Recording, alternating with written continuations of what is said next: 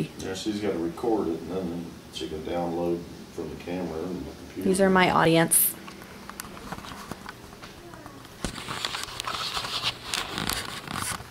Well, are you showing her full? In the United States, a person cannot legally buy cigarettes till they reach 18 years of age. So how is a young child inhaling secondhand smoke legal? Researchers Free and Sheehan report in the Pediatric Nursing article, estimates on the number of U.S. adult smokers residing with children range from 20 to 50%. The majority, 70 to 95%, of these smokers continue to smoke inside their homes and cars despite the adverse health effects of environmental tobacco smoke exposure to their children. Secondhand smoke is harmful to everyone, but does more damage to a small child compared to a full-grown adult. How is secondhand smoke harmful to children, and how can parents help to change and protect their children from the possible effects it can have? I understand smoking is something some adults enjoy, and that's their decision. But just because they decide to smoke should not mean that an innocent child around them should have to smoke also. California RN Bobby Rose writes, secondhand smoke is a mixture of smoke from the burning of a cigarette, pipe, or cigar, and the smoke breathed out from the lungs of a smoker. It stays in the air for hours after smoking and is breathed in by non-smokers. But why is secondhand smoke more harmful for children? Since children breathe more air in comparison to their body weight than adults, the effects of breathing in secondhand smoke is greater. Since a child's lungs and immune system are still developing, the irritants and toxins in secondhand smoke can do more damage. Also, children still require adult guidance and are not able to remove themselves from the environment of the smoker. In the article, Health Effects of Exposure to Secondhand Smoke, the U.S. Environmental Protection Agency, also known as EPA, states, secondhand smoke is also called environmental tobacco smoke, and exposure to secondhand smoke is sometimes called involuntary or passive smoking. My husband used to smoke, and he explained to me that a smoker does not always think about others when they light up.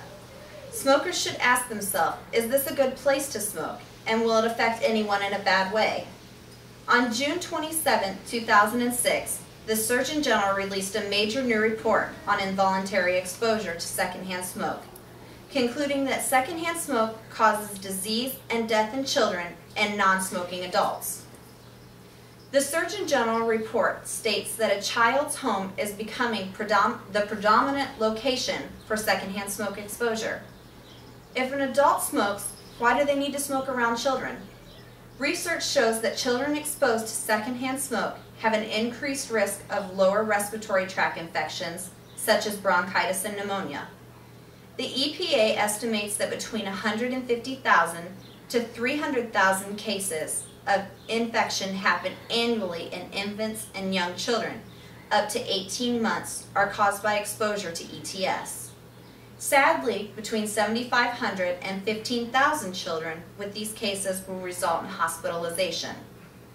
The report points out that ETS exposure may increase the frequency of episodes and severity of symptoms in asthmatic children. The report estimates that 200,000 to 1 million, yes, that's right, 1 million asthmatic children have their conditions worsened by ETS. Exposure to secondhand smoke also increases the risk of a child developing lung cancer at a later age, middle ear infections, and even sudden infant death syndrome. So now I ask this question, is smoking around a child really worth the child's life? In this picture taken for an ad campaign against cancer, a little boy's head is surrounded by smoke. A picture is worth 1,000 words, but in this case, a picture may be worth a child's life. The photo of this little boy was definitely taken and used to be an informative attention getter. The ad was done for a passive smoking message by Cognac Company in Chile. It was released March of 2008. At first glance, it looks as though there is a plastic bag over his head, but looking closer, he is surrounded by a cloud of smoke. The white writing over the boy's black turtleneck may be small, but its message speaks in volumes. The message reads, "Smoking isn't just suicide, it's murder." An adult has the choice whether to smoke, but a child does not. I think the artist is trying to give us the image that smoking around a child, trapping them in secondhand smoke, is no different than putting a plastic bag over their head and expecting them to be able to breathe. The opposition could argue that when they smoke, it is not blown into the child's face, causing a big cloud of smoke around them.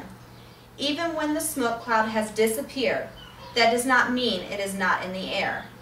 Relay Health reports smoke and the chemicals from it linger in dust, on carpets, floors, counters, and other surfaces. They continue by saying a non-smoker in a smoky room for 1 hour with several smokers inhales as many bad chemicals as someone who actually smoked 10 or more cigarettes. There is no safe level of tobacco. Opening windows in the house and car when smoking does not make it less harmful. As someone who does not smoke, I do not see how someone could smoke around an innocent child. But from the view of a person that has been smoking all their lives, they would view my thoughts differently. With all the research done on the effects of secondhand smoke on children, I would think there would be no arguments. Thank you. You didn't quite make it to 7.